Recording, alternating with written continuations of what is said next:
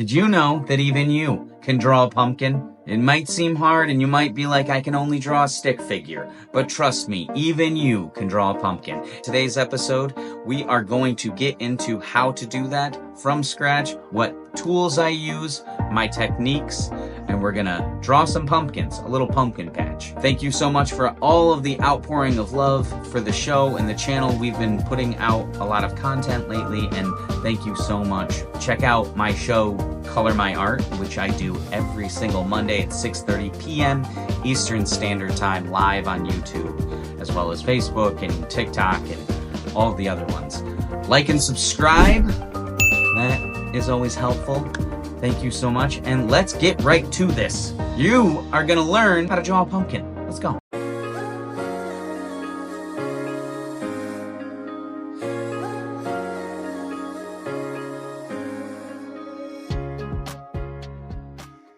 All right, we're gonna get right into this. This is the paper I use for a lot of fall drawings, just because, as you can see, it's got this dark brown texture. I got this at Walmart. They have it in their craft section, and they have it at Hobby Lobby and stuff like that. You can do a lot of cool designs, as you can see. They kind of show you, but I love it for the contrast. It really looks cool, and I might do it a little later, but I'm gonna add some highlights with white because it pops so good on this paper. So to start out, I'm gonna use a Micron pencil. I'm gonna have a thick tip, as you can see. I'm gonna try to show you. It's a thicker tip than normal. There we go. So that is the pen I'm gonna be using. It is a size, I believe it's a 10. So it's big, but that'll be fine because you guys will be able to see the lines a lot better when I start drawing.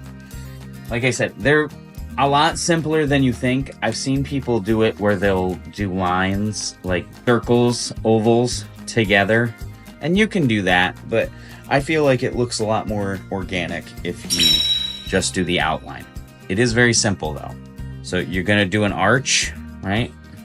Then we're gonna do one more arch. It can be different sizes, and you will come in around here. This is where the stem will be in the center. Let's do one more and bring it out and around, and however big you want your pumpkin to be. I'm gonna say about that size, but you kind of want it similar sizes. And I know it looks a little rough right now, but trust me, it'll start looking good. You come around and do the exact same motion. You can even have it separate right here or at different spots. It does not always have to connect. Then say this is gonna be a jack-o'-lantern. So because of that, you've got to have the background.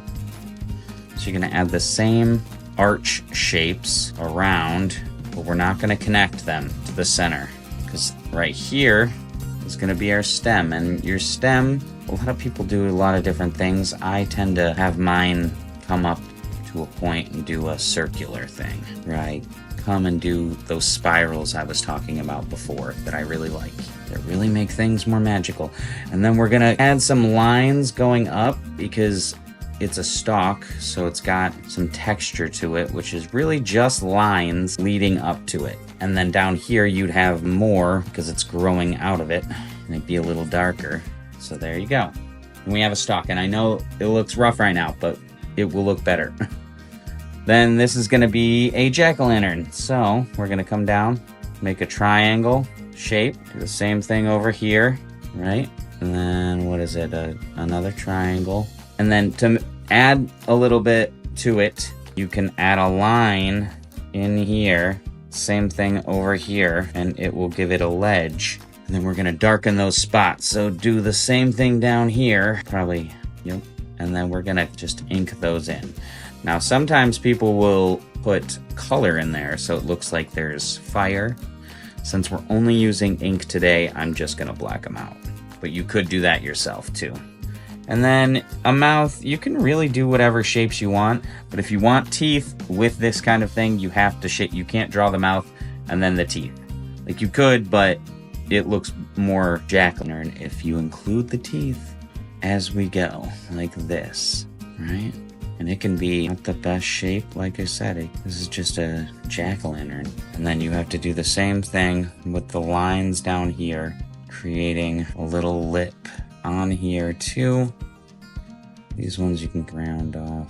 To do it, really, you need to have it go inside, but for what we're doing today, it's fine. And we're gonna black it out as such that it really starts to bring the piece to life.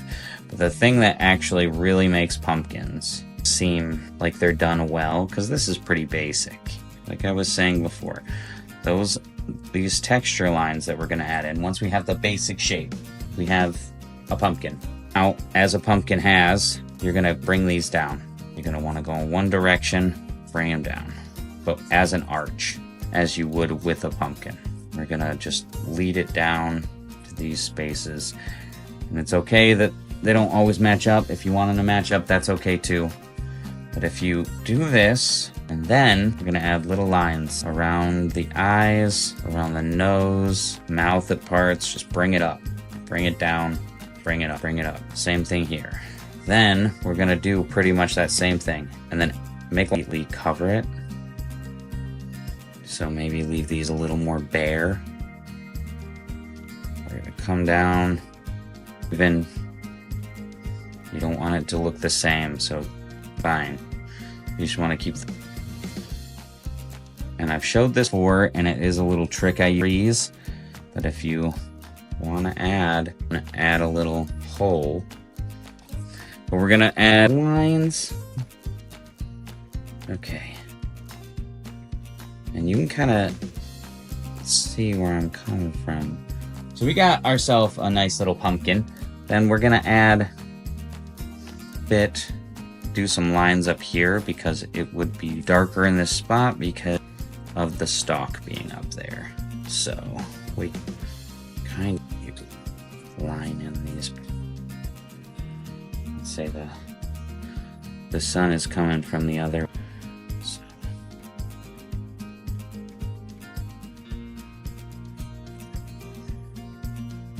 Because these are out a little bit, you can add some lines in there. Whatever you want to do is okay. So we got to add a little leaf, kind of some kind of triangular shape. Then we have a pumpkin. But patch, shall we? Now let's go. Oop. Let's go 3. This one is not a jack-o'-lantern. Roll pumpkin, which is the setting these things around. Okay, it's coming from. You don't have to add. Kind of makes sense, and it is behind this one. Add some more dark behind. Got my there, the little guy. Let's make him.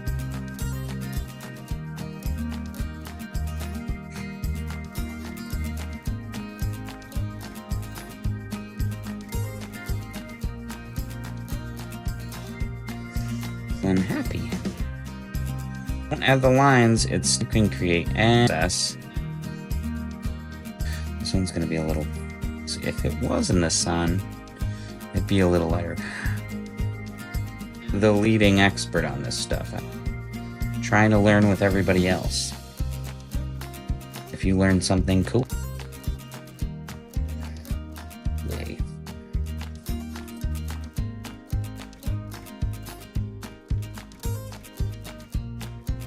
Just little dots and kind of envelop them.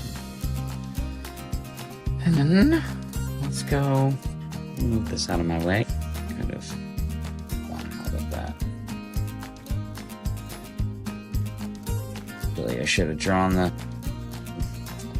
graph. We both learned today. Then you learn, and I hope you learn with me. More thing.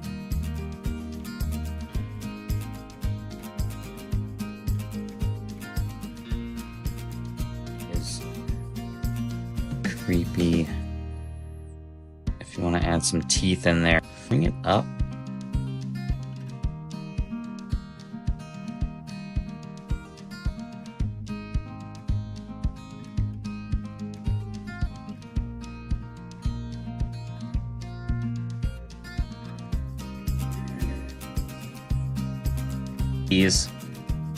It helps a lot. continue darkening up the shadow would be.